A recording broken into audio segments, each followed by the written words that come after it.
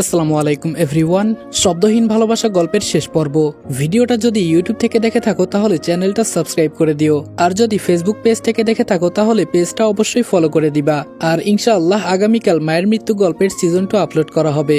এখন তোমরা যেটাকে সিজন 2 হিসেবে জানো সেটা হচ্ছে সিজন 1 থেকে বাদ দিয়ে দেওয়া কিছুটা অংশ, যেটা আমার অবৈধ সন্তানগুলা তোমাদের সামনে সিজন 2 হিসেবে প্রেজেন্ট করেছে।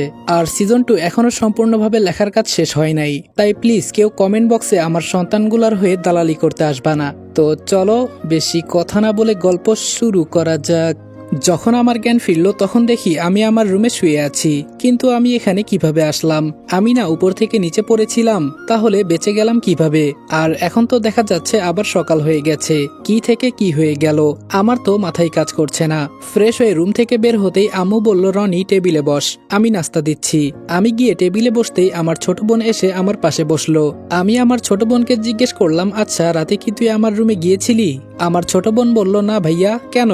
আমি মাথায় হাত দিয়ে বললাম, আমি কি স্বপ্ন দেখেছি নাকি সবকিছু বাস্তবে হয়েছে? আমার তো কিছুই মাথায় আসছে না। আর বিশেষ করে একটা মানুষের শরীর থেকে এভাবে লাল আলো জ্বলবে না। একটা স্বাভাবিক মানুষের এত ক্ষমতা নেই যে আমাকে হাওয়ার উপর শূন্যে তুলে ফেলবে। আমার সাথে কি হচ্ছে এসব? নাস্তা শেষ করে বসে আছি, হঠাৎ সাজিদের কথা মনে হলো। ও তো আমার সাথেই ছিল। ও কি ঠিক আছে? না, এখন সাজিদের বাসায় যাই, গিয়ে দেখি ও ঠিক আছে কিনা। বাইক নিয়ে সরাসরি সাজিদের বাসার সামনে চলে গেলাম। ভেতরে গিয়ে আন্টিকে জিজ্ঞেস করলাম, সাজিদ কোথায়? আন্টি বলল, যাও, রুমে আছে, হয়তো এখনো ঘুমাচ্ছে। আন্টির কথা মতো আমি সাজিদের রুমে গেলাম, গিয়ে দেখি ও এখনো ঘুমাচ্ছে। আমি ওকে ঘুম থেকে ডেকে তুলে বললাম, কি রে সাজিদ, রাতে তুই কিভাবে বাসায় আসলি? সাজিদ বলল, কিভাবে আসলাম মানে? আমি তো আমার বাসায় ছিলাম। কেন, কি হয়েছে? আমি বললাম, কি হয়েছে মানে? সত্যি তুই কিছু জানিস না? সাজিদ বলল, কি জানবো? সাজিদ বলল, কি জানবো বলবি তো? আমি বললাম, রাতে না আমরা অনিকের বাসায় গিয়েছিলাম, আর আমরা মিলে। সাজিদ বলল, কি অনিকের বাসায় গিয়েছিলি তুই? আমাকে বললি না কেন? তার মানে রাতে আমি যা দেখেছি সব আমার স্বপ্ন? আমার তো বিশ্বাস হচ্ছে না। কিভাবে কি হলো? আমি নিজ হাতে অনিককে মেরেছি, কিন্তু এখন আমার সবকিছু মনে আছে, মাগার সাজিদের কিছু মনে নেই। কি হচ্ছে এসব? মাথায় কিছুই আসছে না। আমি কি স্বপ্ন দেখেছি নাকি বাস্তবে অনিককে মেরেছি? আমি বাহিরে গিয়ে সোফায় বসলাম। সাজিদ রুম থেকে ফ্রেশ হয়ে এসে বলল, তো রনি আজকে হঠাৎ করে আমার বাসায় কি মনে করে? সাজিদের কথার উত্তর দিব তখন টিভিতে একটা নিউজ আসলো, জঙ্গলের ভেতরে একটা বাড়িতে আগুন লেগেছে, তবে ওখানে 4টা লাশ পাওয়া গেছে। লাশগুলো এখনো চিহ্নিত করা যাচ্ছে না, আগুনে পুড়ে সবকিছু ছাই হয়ে গেছে। নিউজ দেখে সাজিদ বলল, জঙ্গলে আবার আজকাল আগুন লাগে কিভাবে? কি আর এখানে আবার মানুষ থাকে কিভাবে? আমার তো বিশ্বাসই হচ্ছে না। আমি সাজিদের দিকে তাকিয়ে বললাম, তুই কিছু জানিস না? সাজিদ বলল, কি জানবো আমি, এটা তো বলবি। আমি বললাম, না কিছু না। আমি বুঝতে পারছি না সাজিদ সবকিছু ভুলে গেল কিভাবে। আমার তো মাথায় কাজ করছে না, কিভাবে কি হয়েছে? আমার তো সবকিছুই মনে আছে। হঠাৎ সাজিদ বলল, রনি চল কলেজে যাই, বাসায় বসে কি করব? আমি বললাম, আচ্ছা চল যাই। সাজিদকে নিয়ে আগে আমার বাসায় গেলাম। বাসায় গিয়ে পিস্তলটা আগে ব্যাগের ভেতরে ঢুকিয়ে নিলাম। তবে যাই হোক, ভালোই হয়েছে। অনিকের পুরো পরিবার হত্যা করলাম, কেউ কিছু বলতেও পারবে না। সাজিদের কিছু মনে নাই। আজকে নিজেকে বেশ খুশি খুশি মনে হচ্ছে। আমি আমার গার্লফ্রেন্ড হত্যার প্রতিশোধ নিতে পেরেছি। তবে আফসোস, আজকে রিয়া আমার সাথে নেই। ওকে হারিয়ে মনে হয়েছিল যে আমি সবকিছু হারিয়ে ফেলেছি। তবে ওর শেষ কথাটুকু আমি রাখবো। ও বলেছিল, আমি ভালো কাউকে দেখে বিয়ে করে নেই। সারা জীবন তো আর একা একা থাকা যাবে না, কাউকে না কাউকে তো বিয়ে করতেই হবে। বিশেষ করে ওকে আমি বিয়ে করতে চেয়েছিলাম, কিন্তু ও নিজে নিজে আত্মহত্যা করেছে। আমি যা চেয়েছিলাম তা আমি পাই নাই। হয়তো এসব আমার কপালে ছিল। সাজিদকে নিয়ে কলেজে চলে গেলাম। কলেজের মাঠে বাইক রেখে ভেতরে যাচ্ছি। সিঁড়ি বেয়ে উপরে উঠতেই একটা মেয়ে কোথায় থেকে এসে যেন আমার উপর পড়লো। নিচে থেকে উঠে মেয়েটার গালে একটা চড় দিয়ে বললাম, এই মেয়ে, দেখে শুনে চলতে পারিস না? এভাবে অন্ধের মতো কেউ হাঁটাচলা করে? বিশ্বাস করেন ভাই, মেয়েটাকে দেখে আমি সত্যি বোকা হয়ে গেছি। আমার তো মনে হচ্ছে আমি এরকম মেয়ে আগে কোনোদিন দেখি নাই। মেয়েটা অনেক সুন্দর, ওর মুখের কাটিং একদম পারফেক্ট। তবে যাই হোক, আমার এসব দেখে লাভ আছে? মেয়েটা গালে হাত দিয়ে রাগী দৃষ্টিতে আমার দিকে তাকালো। হঠাৎ করে সাজিদ বলল, ছি রনি ছি, একটা অচেনা মেয়ে তোকে এভাবে চড় দিল? আমি চোখ বড় করে সাজিদের দিকে তাকিয়ে বললাম, আমাকে চড় দিল মানে? হঠাৎ করে এক স্যার এসে বলল তোমাদের প্রিন্সিপাল স্যার ডাকছে, আর সাজিদ তুমি ক্লাসে যাও। বুঝলাম না আমি কি এমন করলাম যে প্রিন্সিপাল স্যার আমাকে ডাকছে। আমি তো ওকে একটা চড় দিয়েছি, এর বাহিরে আর কিছু না। মেয়েটা আমার দিকে তাকিয়ে মুচকি মুচকি হাসতে লাগলো। আমি রেগে বললাম, এই মেয়ে হাসি বন্ধ কর, না হলে কিন্তু দাঁত ভেঙে দিব। মেয়েটা আমার কথা শুনে মুখ বাঁকিয়ে প্রিন্সিপালের রুমের দিকে যেতে লাগলো। ওর পেছনে পেছনে আমিও যেতে লাগলাম। প্রিন্সিপালের রুমে যেতেই স্যার আমাকে বলল, তুমি ওর ওড়না ধরে টান দিয়েছিলে কেন? নতুন কোনো মেয়ে দেখলেই কি মজা করতে ইচ্ছে করে? আর আমার জানা মতে তুমি তো কখনো এমন করো না। আমি তোমার আম্মুকে ভালো করেই চিনি, উনি কতটা ভালো একটা মানুষ। আমি অবাক হয়ে বললাম, কি বলছেন এসব স্যার? আপনার মাথা খারাপ হয়ে গেছে? আর আমি কি করেছি যে এমন করে বলছেন? স্যার বললেন, অপরাধ করে বলছো কি করলাম? এখন এই মেয়েকে সরি বলো। ঘটনা আর বড় করে লাভ নেই, সরি বলে দেই, কিছু হবে না। আমি স্যারের কথা মতো সরি বলে দিলাম। প্রিন্সিপাল স্যার বলল, দ্বিতীয়বার যেন এই ভুল আর না হয়, যদি এমন কিছু হয় তো খবর আছে, এই বলে দিলাম। প্রিন্সিপাল স্যারের রুম থেকে বের হতেই মেয়েটা ওর ব্যাগটা আমার হাতে দিয়ে দিল, আর আমিও ওটা নিয়ে নিলাম। বুঝলাম না আজকে আমার সাথে এসব কি হচ্ছে। আমি ব্যাগ মেয়েটার হাতে দিয়ে বললাম, আমি কখন আপনার ওড়না ধরে টান দিয়েছি? মেয়েটা হাসি দিয়ে বলল, আমাদের ভেতরে কি হয়েছিল এটা তো তুমি আর আমি জানি, বাহিরের কেউ জানে না। এজন্য আমি যেটা করব মানুষ তাই দেখবে। আমি বললাম, কি সব কথা বলেন, কিছুই তো বুঝতেছি না। মেয়েটা বলল, তুই আমার বোনকে মারার চেষ্টা করেছিস, তোকে আমি এত সহজে ছেড়ে দিব কিভাবে? আমি বললাম, কাকে আবার মারলাম আমি, বলবেন তো? মেয়েটা বলল, ও সরি, আমার নাম বলতে ভুলে গেছি, আমি রিয়া। তোর নাম নিশ্চয়ই রনি। আমি বললাম, আপনি কিভাবে আমার নাম জানেন? মেয়েটা বলল, তোর সম্পর্কে আমি আরো অনেক কিছু জানি, বলবো কি? আমি বললাম, আপনি আজব একটা মেয়ে, বুঝলাম না মাঝে মাঝে কি বলেন। মেয়েটা বলল, এত বুঝতে হবে না, চল ক্লাসে যাই। মেয়েটার সাথে ক্লাসে চলে গেলাম, গিয়ে ওর পাশেই বসলাম। ওর সাথে বসেছি ঠিক আছে, তবে আমার একটু কেমন কেমন লাগছে। রিয়ার শরীরে থেকে আলাদা একটা পারফিউমের গন্ধ আসছে, যেটা আমি আগে হয়তো কারো শরীর থেকে পাই নাই। স্যার বলল, মেয়েটা নাকি এখানে নতুন এসেছে, ওর সাথে আমরা যেন কোনো বেয়াদবি না করি। ক্লাস শেষ করে মাঠে যেতেই পেছন থেকে ইরা এসে বলল, এই রনি শোন আমি কি বলি। আমি বললাম, বল কি বলবি? ইরা বলল, এই মেয়েটাকে। আমি বললাম, কোনটা, বলবি তো? ইরা বলল, তুই আজকে যার সাথে বসেছিলি। আমি বললাম, আমি কিভাবে জানবো এই মেয়েটাকে? আমি এত কিছু বলতে পারবো না। ইরা বলল, তাহলে তুই ওর পাশে বসলি কেন? তুই তো কোনোদিন ক্লাসে কোনো মেয়ের সাথে বসিস না। আমি মাথায় হাত দিয়ে বললাম, ইরা তো ঠিক কথাই বলল, তাহলে আজকে আমার আবার কি হয়েছে? ইদানিং মনে হচ্ছে যেন আমার মাথাটা গেছে, কি থেকে যে মাঝে মাঝে কি করি নিজেই বুঝি না। ইরার সাথে আর কোনো কথা বলি নাই, বাইক নিয়ে সরাসরি বাসায় চলে গেলাম। বাসায় গিয়ে বসে আছি, এর মাঝে আম্মু বলল, রনি একটা মেয়ে আমাদের বাসায় আসবে, কয়েকদিন হয়তো থাকবে এখানে, এরপর চলে যাবে, আসলে একটু সাহায্য করিস কেমন? আমি একটু বাহিরে গেলাম, আর তোর বোন স্কুলে আছে। আমি বললাম, কিন্তু আম্মু মেয়েটাকে? আম্মু বলল, এত কিছু তোর জানতে হবে না, আমি যেটা বললাম সেটা কর। এই কথা বলে আম্মু বাসা থেকে বের হয়ে গেল। আমি বসে বসে মোবাইলে গেম খেলছি, তখন বাহিরে গাড়ির শব্দ শুনলাম। আম্মু বলেছিল একটা মেয়ে আসবে, হয়তো এই মেয়েটাই এসেছে। বাহিরে দেখি রিয়া দাঁড়িয়ে আছে। আমি ওকে দেখে বললাম, আপনি এখানে কি করেন? আর আম্মু কি আপনার কথাই বলে গেল? রিয়া বলল, এখন এত কথা বলো না, আমার জিনিসপত্র সবকিছু রুমে নিয়ে আসো। আমি ভেতরে গেলাম। আমি বললাম, হ্যাঁ আমার ঠেকা পড়েছে, আপনার জিনিসপত্র আমি কেন নিব? রিয়া হাত দিয়ে ইশারা করতেই আমি গাড়ি থেকে সবকিছু নামাতে লাগলাম। সবকিছু ভেতরে নিয়ে যেতেই আমি বোকা হয়ে গেলাম। তাহলে এতক্ষণ কি আমি রিয়ার সব জিনিসপত্র নিয়ে আসছি? আজব একটা মেয়ে, আর আমার কি হয়েছিল? ধুর, এত চিন্তা করতে পারবো না, এখন গিয়ে একটু ঘুমাই। মেয়েটাকে রুম দেখিয়ে আমি আমার রুমে চলে গেলাম। ঘুম ভাঙলো সাজিদের ফোনের শব্দে। আমি ফোন রিসিভ করে বললাম, সাজিদ বল কি হয়েছে? সাজিদ বলল, রনি খবর জানিস, অনেক তো আগুনে পুড়ে মারা গেছে। সকালে আমরা যে নিউজটা দেখলাম না, ওটা অনিকের লাশ ছিল। আমি বললাম, তোর বলতে হবে না, আমি সবকিছুই জানি, আর এই অনিককে আমি নিজে। বলতে গিয়ে আর বললাম না। সাজিদ এত কিছু জানে না, ওকে সবকিছু বলে আর লাভ নেই, না জানাই ভালো মনে করি। ওপাশ থেকে সাজিদ বলল, কি রে রনি, আমি তোকে কি বলছি? আমি বললাম, বাদ দে তো সাজিদ, যা হয়েছে আমি মনে করি বেশ ভালোই হয়েছে। সাজিদ বলল, তবে একটা কথা, আমার কেন জানি মনে হচ্ছে ওকে আমি মারতে দেখেছি। আমি বললাম, আজকে কি নেশা একটু বেশি করেছিস নাকি? সাজিদ বলল, আমাকে নিয়ে মজা করিস তুই? আমি বললাম, আরে মজা করব কেন, এসব কি বলিস তুই? সাজিদ বলল, আচ্ছা ভাই তুই ফোন রাখ।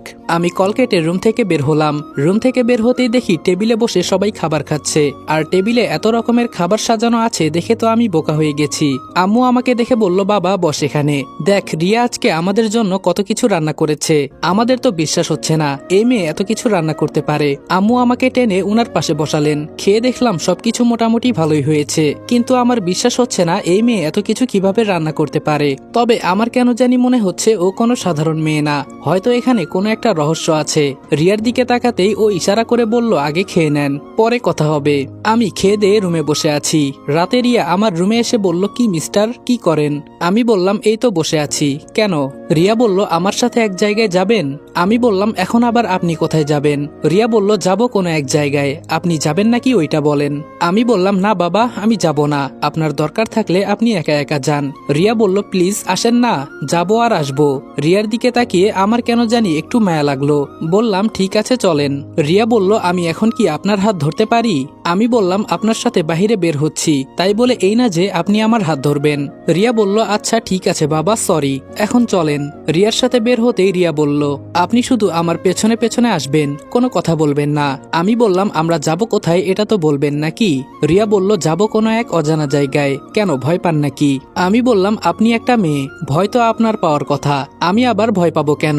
রিয়া বলল, তাই তো, শুনলাম কিছুদিন আগে নাকি আপনার গার্লফ্রেন্ড আত্মহত্যা করে মারা গেছে। আমি বললাম, এসব নিয়ে কোনো কথা না বললে আমি খুশি হব। রিয়া বলল, বুঝেছি, মন খারাপ করতেছেন। শুনেন, এত মন খারাপ করতে হবে না, যা হয়েছে তা তো হয়েই গেছে। তবে আফসোস, এই একটা মেয়ের জন্য আপনি দুইটা পরিবারকে খুন করে ফেললেন। আমি বললাম, দুইটা পরিবার মানে কি বলছেন এসব? রিয়া বলল, আরে কিছু না, এমনিই বললাম, আসেন তো। আমি বললাম, আপনি আমাকে জঙ্গলের ভেতরে নিয়ে যাচ্ছেন কেন, আর ভেতরে গিয়ে আমি কি করব? রিয়া বলল, কেন ভয় পাচ্ছেন নাকি? আপনাকে একটা জায়গায় নিয়ে যাব, আসেন। আমি রিয়ার কথা শুনে জায়গায় দাঁড়িয়ে গেলাম। আমি বললাম, না আমি এখন আর সামনে যাব না, আপনি যান ভেতরে। রিয়া হেসে হেসে আমার হাত ধরে বলল, আরে চলেন তো ভেতরে, বলছি না কিছু হবে না। আমি বললাম, আপনাকে আমার সন্দেহ হয়, আপনার সাথে দেখা হয়েছে থেকে আপনি আমার সাথে অদ্ভুত অদ্ভুত আচরণ করছেন। একটা মেয়ের পক্ষে এতগুলো খাবার তৈরি করা সম্ভব না, আর আমি চর দিয়েছি আপনাকে, কিন্তু সাজিদ দেখেছে আপনি আমাকে চর দিয়েছেন। আমি আবার কোন সময় আপনার ওড়না ধরে টান দিলাম? সত্যি করে বলেন তো আপনি কে? রিয়া আমার কথা শুনে হো হো করে হাসতে লাগলো, আর বলতে লাগলো, তোর কারণে আমার বোন বিছানায় পড়ে আছে, তুই ভাবলি কি করে তুই বেঁচে যাবি? এই কথা বলতে না বলতে রিয়া নিজের রূপ পরিবর্তন করে ফেললো, ওর পেছন দিয়ে দুইটা ডানা বের হয়ে আসলো। আমি এটা দেখে যে চিৎকার দিব, তখন রিয়া আমার মুখ চেপে ধরে আমাকে বেহুশ করে দিল। আমার শুধু এইটুকু মনে আছে যে রিয়া সাধারণ কোনো মেয়ে না, ও একটা পরী।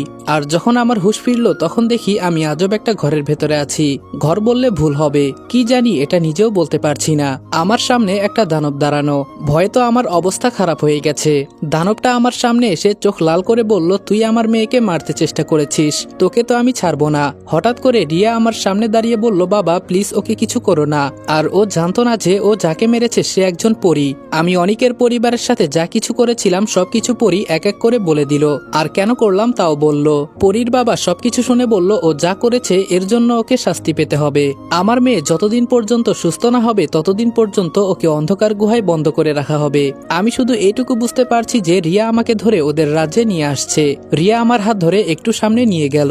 সামনে যেতেই দেখলাম বড় একটা বিছানা, চারপাশে ফুল দিয়ে সাজানো, আর এর মাঝে আমি যেই অচেনা একটা মেয়েকে গুলি করেছিলাম ও এখানে শোয়া আছে, আর ওর মাথার পাশে রিয়ার আম্মু বসা। রিয়ার মুখের সাথে ওর মায়ের মুখ মিল আছে, এজন্য হয়তো আমি চিনতে পেরেছি। এর মাঝে কয়েকজন দানব এসে আমাকে ধরে ফেললো। আমি শুধু রিয়ার দিকে তাকিয়ে আছি। রিয়া আমাকে ইশারা করে বলল, এখানে আর কিছু করার নেই, আমার বাবা এখানকার রাজা, উনি যাই বলেন তাই হয়। আমি এইটুকু বুঝতে পারছি যে এখানে আমি ইচ্ছে করলেও বাঁচতে পারবো না। দানবগুলো আমাকে ধরে অন্ধকার একটা গুহায় নিয়ে ফেলে দিল। আশেপাশে কিছু দেখা যাচ্ছে না, সবকিছুই অন্ধকার। এখন আমি কি করব কিছুই তো বুঝতে পারছি না। এখানে আসছি থেকে শুধু আতঙ্কে আছি, কখনো চিন্তা করি নাই আমি পরিরাজ্যে এসে যাব। অন্ধকারের মাঝে বসে আছি, হঠাৎ করে একটা আলো আমার দিকে আসতে লাগলো, আর আমি এটা দেখে বুঝে গেছি যে এটা রিয়া। আমি দূর থেকে বললাম, না জেনে একটা ভুল করেছিলাম, আর আজকে সেই ভুলের জন্য আমাকে এখানে নিয়ে এলেন। রিয়া আমার কাছে এসে বলল, তুমি আমাকে চিনলে কিভাবে? আমি বললাম, আপনার শরীরের ঘ্রাণ আমার চেনা হয়ে গেছে, তবে আপনার কাছে আমার একটাই অনুরোধ, আমাকে এখান থেকে নিয়ে যান প্লিজ, আমি অন্ধকারে একা একা থাকতে পারবো না। রিয়া বলল, না এমনটা করা যাবে না, বাবা জানতে পারলে আমাকে একদম মেরে ফেলবে। আমি রিয়ার হাত ধরে বললাম, প্লিজ আমাকে এখান থেকে নিয়ে চলেন, আমাকে আপনার রুমে বন্ধ করে রাখবেন। যখন এখানে দানব আসবে আমাকে দেখার জন্য যে আমি আছি কিনা, তখন আমি এখানে চলে আসব, প্লিজ তাও আমাকে এখান থেকে নিয়ে চলেন। রিয়া বলল, নিয়ে যাব, তবে আমার কথা কিন্তু মানতে হবে। আমি বললাম, আপনি যা বলবেন আমি তাই করব, প্লিজ আমাকে নিয়ে চলেন। রিয়া বলল, আচ্ছা তুমি চোখ বন্ধ করো। রিয়ার কথা শুনে আমি চোখ বন্ধ করে দিলাম। রিয়া আমার হাত ধরলো, পরে কি করেছে আমি জানি না। যখন রিয়া বলল এখন চোখ খুলতে পারো, আমি চোখ খুলে দেখি আমি একটা রুমের ভেতরে আছি। আর এই রুমটা এতটা সুন্দর যে বলার বাহিরে। রুমের সবকিছু এত সুন্দর করে সাজানো দেখে তো আমি মুগ্ধ হয়ে গেছি। রিয়া বলল, কি দেখো এভাবে? আমি বললাম, এটা কি আপনার রুম? রিয়া বলল, হুম। কেন, পছন্দ হয় নাই? আমি বললাম, কি বলেন, পছন্দ হবে না কেন? এত সুন্দর রুম তো আমি আগে কখনো দেখি নাই, আর সুন্দর হবেই বা না কেন, আপনি তো পরী। তবে আপনার বোন পরী জানলে আমি এমন করতাম না। রিয়া বলল, থাক থাক, তোমাকে আর কিছু বলতে হবে না, আমি সবকিছুই জানি। আমার বোন তো মানুষের রূপ নিয়ে ওইখানে ঘুরতে গিয়েছিল, আর তখন তুমি চলে গেলে। তোমাকে মারতে ইচ্ছে করছিল আমার, কিন্তু তোমার মুখের দিকে তাকিয়ে মারতে পারি নাই। আমি বললাম, আপনি চাইলে আমাকে মেরে ফেলতে পারেন, কোনো সমস্যা নেই, মরতে তো একদিন হবেই। রিয়া বলল, এত মরার শখ তোমার? আমি বললাম, আপনার বোনকে আমি গুলি করেছি, সেই হিসেবে আপনি চাইলে আমাকে। রিয়া হাত দিয়ে ইশারা করতেই আমার সামনে কতগুলো খাবার চলে আসলো, আর রিয়া বলল, এত চিন্তা করতে হবে না, আগে খেয়ে নেন, আর আমি জানি আপনি ভুল করেছেন। রিয়ার কথা শুনে আমি খাবার নিয়ে খেতে খেতে বললাম, আপনাকে অনেক অনেক ধন্যবাদ, খুব খিদে পেয়েছে। রিয়া আমার পাশে বসে বলল, আমি জানি তো, আপনাকে কিছু বলতে হবে না। আমি বললাম, আপনি অনেক ভালো, তবে বিশেষ করে আপনি খুব সুন্দরী। আমার কথা শুনে রিয়া একটা হাসি দিল আর বলল, পছন্দ হয় আমাকে? আমি বললাম, কি বলেন, আপনাকে আবার পছন্দ হবে না কার? তবে আপনি যদি মানুষ হতেন তো? রিয়া বলল, হুম বলো শুনি। আমি বললাম, না থাক, বাদ দেন। রিয়া বলল, আরে বলো না। আমি বললাম, আপনাকে বিয়ের প্রস্তাব দিতাম। এই কথা বলতেই হঠাৎ করে দরজা ঠেলে রিয়ার আম্মু ভেতরে ঢুকলো, আর ঢুকেই আমাকে দেখে বলল, কি রে রিয়া, তোর বাবা যে বলল। আমি দাঁড়িয়ে রিয়ার আম্মুর সামনে গিয়ে বললাম, আমি থাকতে পারবো না এমন অন্ধকারে, প্লিজ ওর বাবাকে কিছু বলবেন না, আমার সাথে এমন জুলুম করবেন না। আমি কথা দিচ্ছি যে আমি রিয়ার রুম থেকে কখনো বের হব না, আর রিয়া আপনার সাথেই থাকবে।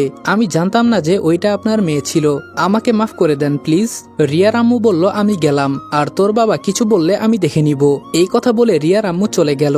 রিয়ার আম্মু যেতে আমি বললাম, অনেক বড় বাঁচা বেঁচে গেলাম। রিয়া বলল, আমার আম্মু খুব ভালো জানেন। আমি বললাম, রিয়া আমাকে একটা হেল্প করবেন? রিয়া বলল, বলেন শুনি, কি করতে হবে? আমি বললাম, আপনাদের এই রাজ্য ঘুরে দেখব, দেখাবেন? রিয়া বলল, বাবা জানতে পারলে আমার 12টা বেজে যাবে। আমি বললাম, আমি জানি আপনি সবকিছু পারবেন, প্লিজ নিয়ে চলেন না। রিয়া বলল, ইস, আপনাকে নিয়ে যে আমি কি বিপদে পড়লাম। এই নেন, এটা পরে নেন, আর মুখ কিন্তু সবসময় ঢেকে রাখবেন, আর সবসময় সাবধান থাকবেন। এখন চলেন। রিয়া আমাকে নিয়ে বের হলো। বাইরে গিয়ে তো আমি পুরোই অবাক হয়ে গেলাম। এই পরিরাজ্য এতটা সুন্দর হতে পারে এটা তো আমার ধারণার বাহিরে ছিল। কিছুটা সামনে গিয়ে বললাম, আপনাদের পরীদের বিয়ে করার মতো অনুমতি আছে কি? রিয়া দাঁড়িয়ে আমার দিকে তাকিয়ে বলল, কেন, কাউকে কি পছন্দ করো নাকি? আমি বললাম, আপনাকে পছন্দ করি। রিয়া বলল, কি? আমি বললাম, এত অবাক হওয়ার কি আছে, ভালো তো লাগতেই পারে, তবে এটা সত্যি যে আমি আপনার প্রেমে পড়েছি। রিয়া বলল, মজা করেন নাকি? আমি রিয়ার হাত ধরে বললাম, মজা করব কেন, আমি সিরিয়াসলি বলছি। রিয়া বলল, আমার হাত ছাড়েন, কেউ দেখলে সমস্যা হবে। আমি বললাম, এমনে তো মরতেই হবে, যদি নিজের মনের কথাগুলো প্রকাশ করতে পারি তাহলে আর মনের ভেতরে কোনো কথা চেপে রাখতে হবে না। রিয়া বলল, 143, এটার মানে কি? আমি বললাম, এর মানে হলো আই লাভ ইউ, আর বাংলাতে আমি আপনাকে ভালোবাসি, সিম্পল একটা শব্দ। রিয়া বলল, আমার বাবা মা মেনে নিবে না। আমি রিয়ার হাত শক্ত করে ধরে বললাম, তার মানে আপনি রাজি আছেন? রিয়ার হাত ছেড়ে দিয়ে খুশিতে নাচতে লাগলাম। রিয়া তো পটে গেছে। রিয়া বলল, কি বলেন এসব উল্টাপাল্টা? আমি বললাম, একটা কিস করব আপনাকে। রিয়া বলল, এখন কিন্তু বেশি হয়ে যাচ্ছে, আমি কিন্তু আপনাকে ফেলে চলে যাব, পরে মজা বুঝবেন। আমি বললাম, আচ্ছা বাবা, সরি, আমার ভুল হয়েছে, এখন কি আমি আপনার হাতটা ধরবো? রিয়া বলল, আগে তো ধরার সময় অনুমতি নিলেন না, এখন আবার অনুমতি নিচ্ছেন কেন? আমি বললাম, আমার মা বাবা তো এখানে আসতে পারবে না, না হলে বলতাম যে বিয়ের প্রস্তাব নিয়ে এখানে আসতে। রিয়া বলল, আমি কিন্তু সাধারণ কোনো মানুষ না, আমি হলাম পরী। আমি বললাম, আপনি যদি খারাপ কিছু করতে চাইতেন তাহলে আগেই পারতেন, আমি জানি। এখন বলেন, এখানে আমি আমার বাবা মাকে কিভাবে নিয়ে আসব, একটা ব্যবস্থা করে দেন না। রিয়া বলল, এত তাড়াতাড়ি করছেন কেন, আমার বোন আগে সুস্থ হোক। আমি বললাম, আমি এত অপেক্ষা করতে পারবো না, অপেক্ষা করে একজনকে হারিয়ে ফেলেছি, এখন আবার আরেকজনকে। রিয়া বলল, থাক, বুঝতে পারছি, আর কিছু বলতে হবে না। আচ্ছা ঠিক আছে, আম্মুর সাথে কথা বলে দেখব। রিয়ার কথা শুনে আমি কতটা খুশি হয়েছি যে বলার বাহিরে। খুশি খুশিতে আমি রিয়াকে জড়িয়ে ধরলাম। আজকে এই প্রথম কাউকে জড়িয়ে ধরলাম, তাও আবার পরি। মনের ভেতরে কেমন যেন একটা ফিলিংস কাজ করছে। রিয়া আমাকে ছাড়িয়ে বলল, এত খুশি হবার দরকার নেই, এমনও তো হতে পারে যে আমার মন পরিবর্তন হয়ে যেতে পারে। আমি বললাম, যান, আমি আর আপনার সাথে কথা বলবো না, নিজেকে একটু খুশি খুশি লাগছিল। দিলেন তো সবকিছু শেষ করে। রিয়া বলল, ওরে বাবা, এত রেগে গেছেন আপনি? আমি বললাম, অনেক ঘুরেছি, এখন বাসায় নিয়ে চলেন, এখন আর ভালো লাগছে না। এখন কি আবার চোখ বন্ধ করতে হবে? রিয়া বলল, না সমস্যা নেই, এখন আর আপনাকে চোখ বন্ধ করতে হবে না, আপনি দেখতে পারেন। রিয়া ওর ডানা মেলে আমাকে নিয়ে উঠতে লাগলো। আমি রিয়াকে জড়িয়ে ধরে বললাম, জানেন, ভাবতেও অবাক লাগে যে আমার হবু বউ একজন পরী। রিয়া বলল, হয়েছে, আপনাকে আর কিছু বলতে হবে না। আমি বললাম, আচ্ছা তোমাকে একটা কথা বলবো রিয়া। রিয়া বলল, বলো শুনি। আমি বললাম, আমি আপনার বোনকে গুলি করেছি, যদি ইচ্ছা করতেন তো আপনি আমাকে ওই প্রথম দেখায় মেরে ফেলতে পারতেন। রিয়া বলল, মারতে পারতাম, তবে প্রথম দেখায় যে কাউকে এতটা ভালো লেগে যাবে আশা করি নাই। এজন্য ভাবলাম আমার বোন তো বেঁচে আছে, আর মানুষ তো ভুল করতেই পারে, এজন্য মাফ করে একটা সুযোগ দেই ভালো হবার। আমি বললাম, আপনাকে তো ইয়ে করা দরকার এখন। রিয়া বলল, এই ইয়েটা আবার কি? আমি বললাম, কিছু না, এখন তাড়াতাড়ি চলেন। রিয়া বলল, ফেলে দিব কি নিচে? আমি বললাম, আপনার উপর আমার বিশ্বাস আছে, আপনি আমাকে নিচে ফেলবেন না। রিয়া আর কিছু না বলে ও আমাকে ওর বাসায় নিয়ে গেল। বাসায় যাওয়ার পর রিয়া বলল, তুমি থাকো, আর সাবধান, বাসা থেকে বের হবার দরকার নেই, আমি একটু বাবার সাথে দেখা করে আসি। আমি বললাম, আমার বাবা মাকে আনার কথা কিন্তু মনে করে বলবেন। রিয়া বলল, এত তাড়াতাড়ি সবকিছু হয় না, একটু ধৈর্য ধরেন। এই কথা বলে রিয়া চলে গেল। যাক, শেষমেশ রিয়াও আমার প্রেমে পড়েছে। আমি তো বিশ্বাস করতেই পারছি না। রিয়ার বিছানায় বসে আনমনে চিন্তা করছি, আসলেই কি রিয়ার বোন বেঁচে আছে নাকি মারা গেছে? যদি ও মারা যায় তাহলে আমি শেষ। পরে রিয়াকে নিয়ে যা একটু স্বপ্ন দেখেছিলাম সব কিন্তু বিফলে চলে যাবে। যাই, ওর বোনকে একটু দেখে আসি, ও কি বেঁচে আছে নাকি মারা গেছে। আমি তো মানুষ, আর এখানে অনেক ধরনের বড় বড় দানব আছে, আমি তো ওদের একটা পায়ের সমানও হব না, এজন্য আমি এত সহজেই কারো নজরে আসছি না। চুপচাপ রিয়ার বোনের কাছে চলে গেলাম। হালার পরীরা এত সুন্দর কিভাবে হতে পারে? ওর বোন তো আবার এত সুন্দর না, মন চায় যারে দেখি তারই বিয়ে করে ফেলি, কিন্তু পছন্দ তো করেছি একজনকে, এজন্য বিয়েও করতে হবে একজনকে। রিয়ার বোনের মুখের কাছে হাত দিয়ে চেক করছি ও কি শ্বাস প্রশ্বাস নিচ্ছে কিনা। ওর বোনের সামনে হাত রেখেছি, এই সময়ে সবকিছু কালো হয়ে গেল, আর লাল একটা আলো এসে আমাকে দূরে ফেলে দিল। হঠাৎ করে মনে হলো আমার বুকের ভেতর দিয়ে কলিজা ছিঁড়ে কিছু একটা বের হয়ে চলে গেছে। আমি বুকে হাত দিয়ে দেখি বুক থেকে রক্ত পড়ছে। আমার সামনে রিয়ার ছোট বোন একটা লম্বা তলোয়ার নিয়ে দাঁড়িয়ে আছে, আর তলোয়ার আমার রক্তে লাল হয়ে আছে। রিয়ার বোন হাসতে হাসতে বলল, আমাকে মারতে এখান পর্যন্ত চলে আসলি, এই নে ধর। এটা বলতেই তলোয়ারটা আবার আমার কলিজা ছিদ্র করে বের হয়ে গেল। আমি মাটিতে পড়ে বুকে হাত দিয়ে জোরে জোরে চিৎকার দিতে লাগলাম। কোথায় থেকে রিয়া এসেই ওর বোনকে দূরে ফেলে দিয়ে আমাকে জড়িয়ে ধরে ওর বোনকে বলল, তুই এটা কি করলি? রিয়ার ছোট বোন বলল, আপু, ও আমাকে মারতে এখানে চলে আসছে, এজন্য আমাকে মারার আগে আমি ওকে মেরে ফেললাম। আগের মতো আমি আর কোনো ভুল করি নাই। রিয়ার ছোট বোনের কথা শুনে আমি আস্তে করে বললাম, বিশ্বাস করো রিয়া, আমি এখানে আসছি শুধু ও বেঁচে আছে নাকি মরে গেছে এটা দেখার জন্য। যদি ওর কিছু হয়ে যায় তাহলে আমাদের বিয়ে হতো না, এজন্য আমি আসছিলাম। আর এসে বলতে খুব কষ্ট হচ্ছে রিয়া, এখানে এসে আমি তোমার প্রেমে পড়েছিলাম, আর সেটা ক্ষণিকের জন্য হবে ভাবতেও পারি নাই। অনেক আশা ছিল তোমাকে বিয়ে করে সংসার করব, কিন্তু এটাও হলো না। আমার গার্লফ্রেন্ড আত্মহত্যা করলো, আর এখন আমি খুব করে আমি তোমার প্রেমে পড়েছিলাম রিয়া। রিয়া আমাকে ছেড়ে ওর বাবার হাত ধরে বলল, বাবা, ওকে প্লিজ তুমি বাঁচিয়ে নাও না, আমি ওকে ভালোবাসি, পছন্দ করি আমি ওকে, কিন্তু তোমার ছোট মেয়ে সবকিছু শেষ করে দিল। রিয়ার বাবা মাথা নিচু করে বলল, আমাদের ভেতরে এমন কিছু হলে বাঁচানো সম্ভব, তবে ওকে বাঁচানো আমাদের কারো পক্ষেই সম্ভব না, ওর অবস্থা খুবই খারাপ, বাঁচার কোনো সম্ভাবনা নেই। রিয়া দৌড়ে ওর মায়ের কাছে চলে গেল, ওর মাও একই কথা বলল। শেষে রিয়া আমাকে জড়িয়ে ধরে বলল, আমার কপাল খারাপ, কেন আমি তোমাকে এখানে নিয়ে আসতে গেলাম, আজকে আমার কারণে তোমার এমন হয়েছে। আমি হাসি দিয়ে বললাম, ভালোই হয়েছে, খারাপ কিছু হয় নাই আমার সাথে, নিজের বোবা গার্লফ্রেন্ডকে হারিয়ে তোমার প্রেমে পড়েছিলাম, তবে হয়তো তুমি আমার কপালে ছিলে না। আমার একটা শেষ কথা রাখবে রিয়া? রিয়া শুধু কান্না করছে, কিছুই বলছে না। আমি এবার বলতে শুরু করলাম যে আমাকে আমাদের রাস্তার সামনে ফেলে আসবে, যেন আমার বাবা মা মনে করতে পারে আমি গাড়ি অ্যাক্সিডেন্ট করে মারা গেছি। রিয়ার ছোট বোন দূরে দাঁড়িয়ে বলল, আমি জানতাম না আপনি এখানে। আমি বললাম, কপালে লেখা ছিল এজন্য এমন হয়েছে, সুখ সবার কপালে লেখা থাকে না। রিয়া আমার কথা তো মনে রাখবে, ভুলে যাবে না তো আমাকে? রিয়া আমাকে জড়িয়ে ধরে কান্না করছে আর বলছে, আমার ক্ষমতা থাকলে আমি আবার তোমাকে ফিরিয়ে আনতাম, অনেক ভালোবেসে ফেলেছি তোমাকে। আমি বললাম, এভাবে বলিও না, আমার হয়তো দোষ ছিল যে কেন আমি তোমার প্রেমে পড়েছিলাম। জানো রিয়া, আমার অনেক কষ্ট হচ্ছে, খুব করে বাঁচতে ইচ্ছে করছে, কিন্তু পারবো না। আমাকে আমার গার্লফ্রেন্ডের পাশে কবর দিও। রিয়া বলল, প্লিজ তুমি চোখ বন্ধ করো না, দুনিয়ার সবকিছু খুঁজে হলেও আমি তোমাকে ভালো করব, প্লিজ চোখ খোলা রাখো। কিন্তু আমি আর চোখ খোলা রাখতে পারলাম না। হয়তো আমার মৃত্যু হয়ে গেছে আজকে। কিছু কিছু ভালোবাসা এভাবেই হারিয়ে যায়, নীরবে শুধু একজনই কষ্ট পায়। সবাই ভালো থাকবেন, সুস্থ থাকবেন। আর ভিডিওটা ভালো লাগলে অবশ্যই লাইক, কমেন্ট এবং শেয়ার করে দিবেন। আর যদি ইউটিউব চ্যানেল থেকে দেখে থাকেন তাহলে চ্যানেলটা সাবস্ক্রাইব করে দিবেন। যদি ফেসবুক পেজ থেকে দেখে থাকেন তাহলে অবশ্যই পেজটা ফলো করে দিবেন। আর ইনশাআল্লাহ মায়ের মৃত্যু গল্পের সিজন 2 আগামীকাল আপলোড করা হবে। তো দেখা হচ্ছে মায়ের মৃত্যু গল্পের সিজন 2-তে। ততক্ষণ ভালো থাকবা, সুস্থ থাকবা। আল্লাহ হাফেজ।